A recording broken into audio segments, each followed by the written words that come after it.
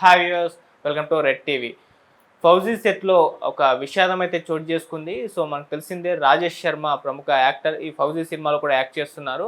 అయితే ఆయనకి విషపురుగు కుట్టిందని, ఇప్పుడు ఆసుపత్రిలో విషమ పరిస్థితిలో ఉన్నారని నిన్నటి నుంచి కూడా ఫుల్గా వార్తలు వైరల్ అవ్వడం మనం చూసాం. సో నిజంగా విషపురుగు కుట్టిందా, ఏం జరిగింది ఆయన విషయంలో? రామోజీ ఫిలిం సిటీలో జరిగిన ఈ షూటింగ్లోని ప్రమాదం జరిగిందని చెప్తున్నారు. మరి దీనికి సంబంధించి మూవీ టీం ఏమన్నా రెస్పాండ్ అయిందా? ఇప్పుడు ఆయన ప్రజెంట్ కండిషన్ ఏ విధంగా ఉంది? సో వీటి గురించి ఒకసారి మాట్లాడడానికి ప్రజెంట్ మనతో పాటు సీనియర్ జర్నలిస్ట్ డాక్టర్ దుర్గా వర్లమాని గారు ఉన్నారు. వారిని అడిగి తెలిసిన ప్రయత్నం చేద్దాం. నమస్కారం మేడం. రాజేష్ శర్మ గారు, ఆయన ప్రముఖ యాక్టర్, అందరికీ తెలిసింది. సో ఇప్పుడు ప్రభాస్ గారి ఫౌజీ సినిమా రామోజీ ఫిలిం సిటీలో షూటింగ్ జరుపుకుంటుంటే ఆ షూటింగ్లో వెళ్ళాడని చెప్పేసి, పురుగు కుట్టిందని చెప్పేసి న్యూస్ వచ్చేసింది.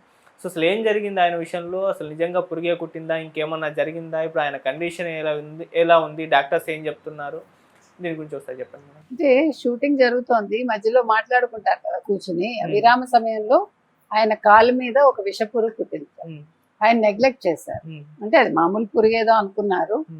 కానీ మీకు ఏం చేయాలంటే, ఇప్పుడు రామోజీ ఫిలిం సిటీ అనే కాదు, నిన్న నేను విన్నాను ఏంటి తెలుసా, ఇప్పుడు ఈ గేటెడ్ అన్నీ ఉన్నాయి కదా, పెద్ద పెద్ద టవర్స్, ఇవంతా కూడా అవన్నీ కూడా ఒకప్పుడు పొలాలు కదండి. Pure in its form with grace made noble.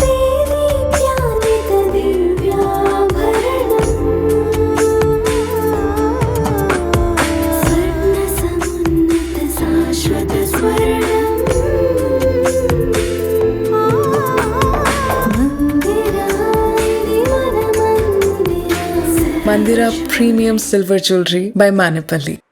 మీకు చాలా అన్ని పొలాలే. ఇప్పుడు మీరు ఇటు సైడ్ వెళ్ళారనుకోండి, అంబర్పేట సైడ్, అవన్నీ పొలాలు. ఒకప్పుడు పొలాలన్నీ కూడా ఇళ్ళు అయిపోయాయి. సో ఇప్పుడు ఈ గేటెడ్ కమ్యూనిటీలోట రోజు చక్కగా అవి లిఫ్ట్లో వస్తాయట, పందికొక్కులు, ఎలకలు. తెలుసా? మీరు నమ్ముతారా? అబ్బా గేటెడ్ కమ్యూనిటీ కదా, ఏ అద్భుతం అనుకుంటాం. 2 ఫ్రిడ్జ్లు పోయాయి మా వాళ్ళు, ఫారెన్ నుంచి తెచ్చుకున్నారు. చక్కగా కొరికేస్తాయి, పాములు వస్తాయి. మీకు కొన్ని చూసే విల్లాస్లో గబ్బిలాలు ఉంటాయి, పుట్టలు ఉంటాయి. ఇళ్ళు కట్టుకున్నాక నేను చెప్తున్నా. అందుకని ఇప్పుడు రామోజీ ఫిలిం సిటీ కూడా అది పొలాలన్నీ తీసుకుని కట్టారు. సో దాని గురించి ఏముంది, మనం ఏది దాచక్కర్లా. ఇప్పుడు మళ్ళీ దాని మీద ఏమంటున్నారు, కాదు ఆయన షుగర్ లెవెల్స్ పెరిగిపోయాయి సడన్గా. కాదు, కాలు మొత్తం పాకిపోయింది ఆ విషయం. అది ఫ్లైట్లో వెళ్ళేటప్పుడు ఇంకా ఎక్కువైపోయింది ఆయనకి, దాంతో షుగర్ లెవెల్స్ పెరిగిపోయాయి. సో ఇప్పుడు ఐసీయూలో చికిత్స ఇస్తున్నారు. ఇప్పుడు అనేది ఏంటంటే, ఇప్పుడు చిత్ర యూనిట్ ఏదైతే ఉందో వాళ్ళు వెళ్ళి రేవంత్ రెడ్డి కంప్లైంట్ చేస్తారని తెలుస్తోంది. ఎందుకంటే షూటింగ్ సమయంలో కావచ్చు, ఎక్కడైనా కూడా ఫస్ట్ ఎయిడ్ అనేది ఉండాలిగా, మెడికల్ ఇది ఉండాలి.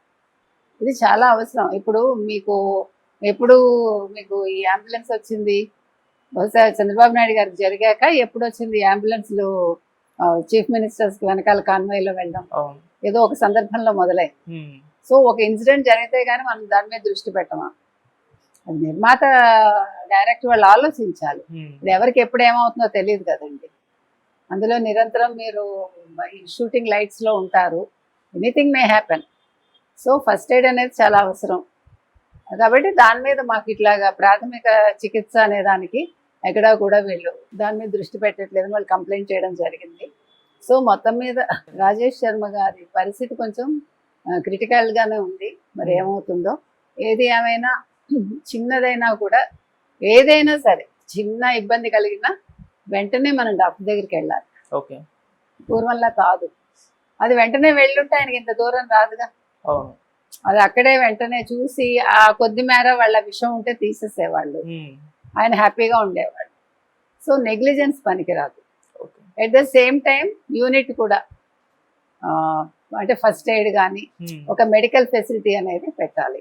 మరి రామోజీ ఫిలిం సిటీలో మెడికల్ ఫెసిలిటీస్ ఉన్నాయా లేదా? ఇప్పుడు దీని మీద అయితే చర్చ జరుగుతుంది. మీరు అన్నట్టు మేడం, దీని మీద చర్చ జరుగుతుంది. ఆల్ ఇండియా సినీ కార్మికుల సంఘం వాళ్ళు మన రేవంత్ రెడ్డి గారికి ఒక వినతి పత్రాన్ని కూడా ఇచ్చారు. అంటే మినిమం సినిమా షూటింగ్స్లో వైద్య సదుపాయాలు ఉండట్లేదు, ఫస్ట్ ఎయిడ్ ఉండట్లేదు, సో జాగ్రత్తలు తీసుకోవాలి, ఇక మీదట వచ్చే సినిమాలకు సంబంధించి ఉండాలని చెప్పేసి వాళ్ళు ఒక వినతి ఇచ్చారు. మరి రేవంత్ రెడ్డి గారు రియాక్ట్ ఇంకా దీనిపైన ఏమన్నా యాక్షన్ తీసుకునే అవకాశం ఉందా మేడం? రేవంత్ రెడ్డి గారు కన్సర్న్ మినిస్టర్కి చెప్పాలి కదా, అవును, కోమటిరెడ్డి వెంకటరెడ్డి గారు. వెంకటరెడ్డి గారికి చెప్పి దాని మీద చర్యలు తీసుకోవాలి. ఒకటి. రెండు, మనం సినిమా షూటింగ్స్ గురించి మాట్లాడుతున్నాం అంటే ఇది దానికి రిలేటెడ్ కాకపోయినా మాట్లాడుతున్నాం. ఇప్పుడు స్కావెంజర్స్ ఉంటారు, ఇప్పుడు మనకి మ్యాన్ హోల్స్ అవంతా క్లీన్ చేసేవాళ్ళు. నేను ఎప్పుడు తెలుసా, ఒక బొంతు రామ్మోహన్ మేయర్గా ఉండగా వెళ్ళి కలిసి నేను మా అమ్మాయి వెళ్ళి చెప్పాం, కంప్లైంట్ ఇచ్చాం. మీరు అక్కడ మెషిన్స్ పెట్టండి, మనుషులు దింపి వాళ్ళు చేయటం ఏంటి ఆ పని. అప్పుడు చాలా మంది చచ్చిపోయారు మీకు ఊపిరాడక, బాంబేలో ఇక్కడ కూడా. అంటే లేదండి మేము మెషిన్స్ తీసుకొస్తున్నామన్నారు. ఇప్పటికీ కూడా అవన్నీ క్లీన్ చేసేది మురికి గుంటలు ఇవంతా కూడా మనుషులు. ఎంత అన్యాయం అది. వాళ్ళకి షూస్ ఇవ్వరు, వాళ్ళకి మాస్కులు ఇవ్వరు, వాళ్ళకి గ్లోవ్స్ ఇవ్వరు, ఏది ఇవ్వరండి. వాళ్ళు అలా డైరెక్ట్గా దిగుతారు. ఆ చెత్త అంతా పాపం వాళ్ళకి వాసన. మీరు ఒకసారి ఆలోచించండి, మన ఇంట్లో మన చెత్త ఒక రోజు మనం పెట్టుకోలేం, వాళ్ళకి ఇచ్చే జీతాలంతా. వీటి మీద కూడా దృష్టి పెట్టాలి.